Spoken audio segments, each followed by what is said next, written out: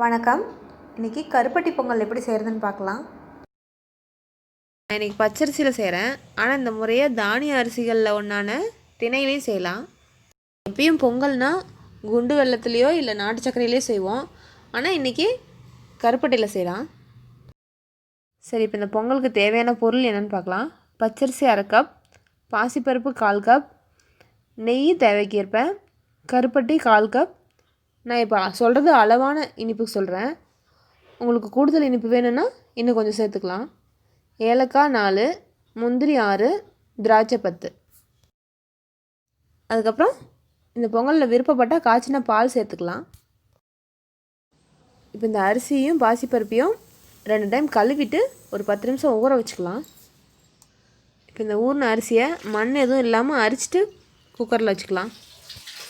இப்போ இந்த அரிசிக்கான தண்ணி அளவு எப்படின்னா, கடையில் வாங்குகிற பொங்கல் அரிசியாக இருந்தால் 3 கப் ஊற்றலாம், திணை அரிசியாக இருந்தால் 2.5 கப் ஊற்றலாம், ரேஷன் கடையில் வாங்குகிற பச்சரிசியாக இருந்தால் 3.5 கப் ஊற்றலாம். இந்த குக்கரில் 3 விசில் வச்சுக்கலாம். இதில் விருப்பப்பட்டிங்கன்னா கொஞ்சம் நெய் கூட சேர்த்து வைக்கலாம். இப்போ இந்த பொங்கல் விசில் வரங்காட்டியும் நம்ம கருப்பட்டியை காய்ச்சி வடிகட்டி வச்சுக்கலாம். அப்புறம் இந்த பொங்கலுக்கு தேவையான முந்திரி பருப்பு ஏலக்காயெலாம் எடுத்து வச்சுக்கலாம். ஏலக்காய் பொடி இருந்துச்சுன்னா அதையே எடுத்துக்கலாம், இல்லைன்னா ஏலக்காவை தட்டி சேர்த்துக்கலாம். இப்போ குக்கர் விசில் அடங்கிடுச்சு. இந்த சமயத்தில் நம்ம அந்த கருப்பட்டி தண்ணியை ஊற்றி கிளறிடணும்.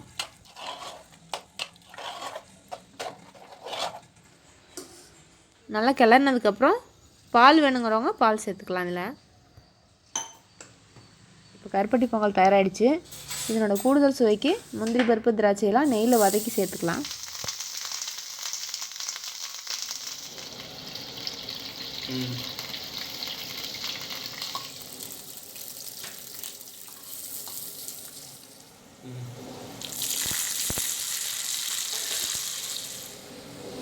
இந்த முந்திரி திராட்சையெல்லாம் நல்லா செவந்துருச்சு. இதை எடுத்து கருப்பட்டி பொங்கலில் சேர்த்து நல்லா கலந்துக்கலாம்.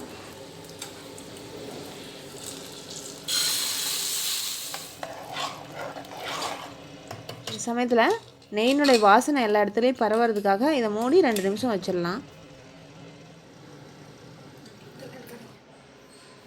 இப்போது தித்திக்கும் கருப்பட்டி பொங்கல் தயார்.